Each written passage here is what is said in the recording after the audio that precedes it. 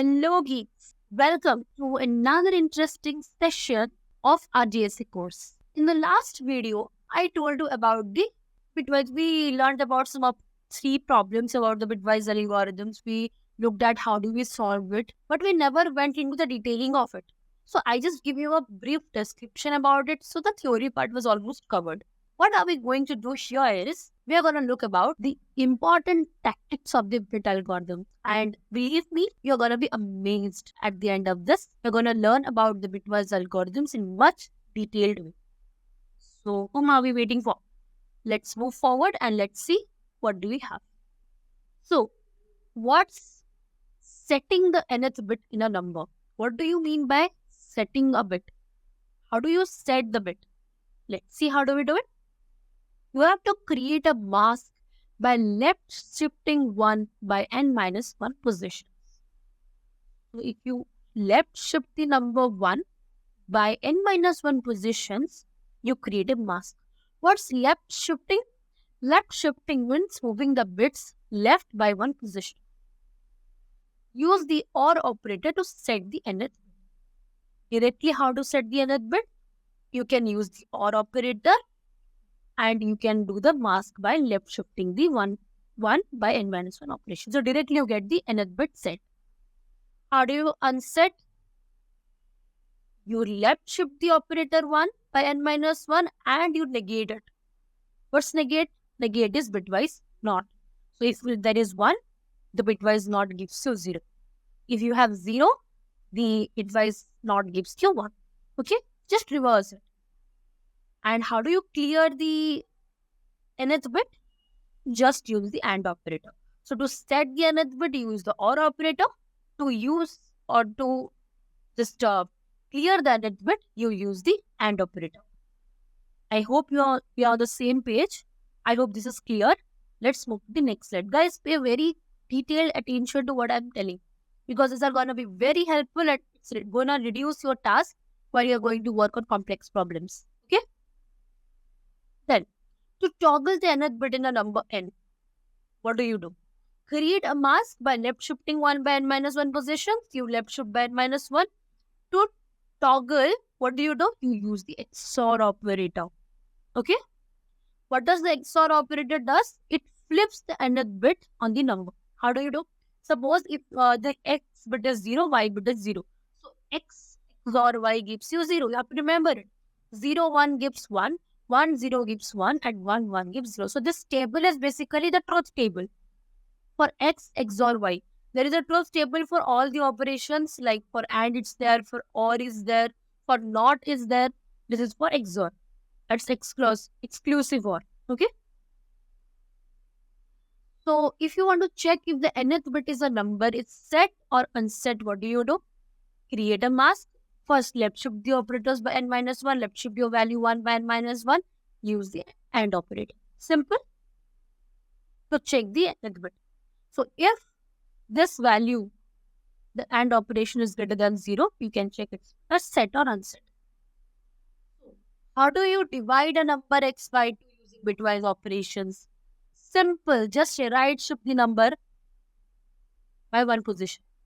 So when you're performing an arithmetic right shift, each bit of the number x is shifted right.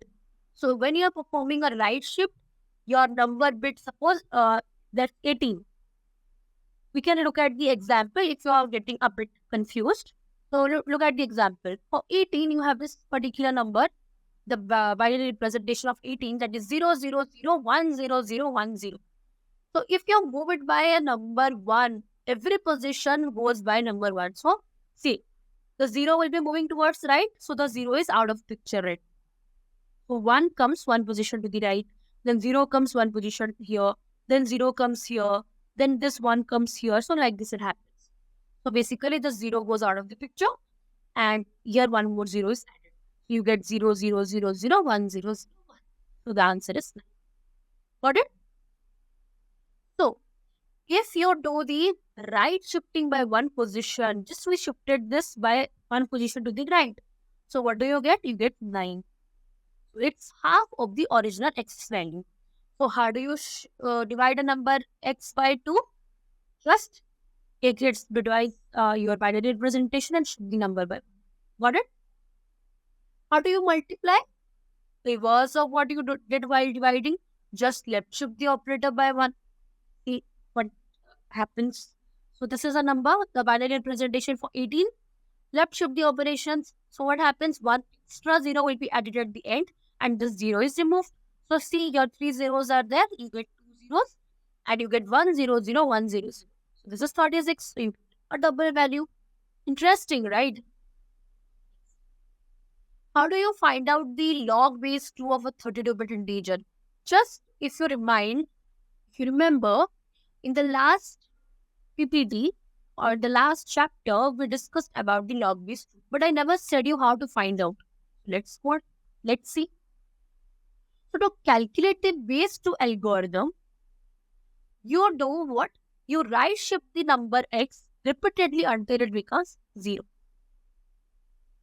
This we are going to decode. How do you do? You right shift the number x repeatedly until it becomes 0 and count the number of shifts performed. So hard. You just right shift the number until the number becomes 0 and then keep a counter to check the number of shifts performed. This count is log x base 2. Got it? What do we do? Let's repeat it together again. You take a number x, right shift it, just find out the bitwise or binary representation. Just right shift it until the number becomes 0. So you get all zeros. What's the binary representation of 0? It's all zeros, 8 zeros. Okay? Then keep a counter at the number of times you are right shifting the representation, the numbers, until it becomes 0. So that value is log x base 2. Okay? How do you swap two numbers?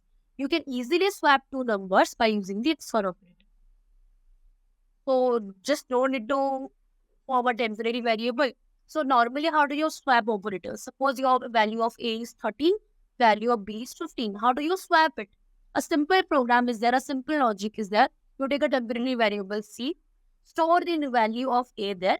Then now A is blank, then you get the number B, you store it in A. Now B is blank, then store the value of C.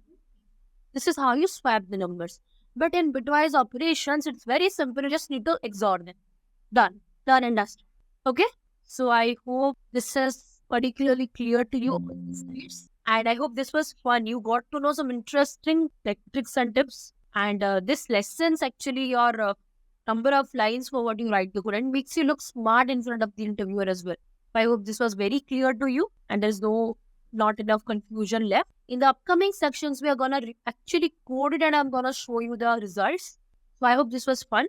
So for more interesting project ideas, stay tuned to us and let's wrap up the session for today. Thank you and have a great day.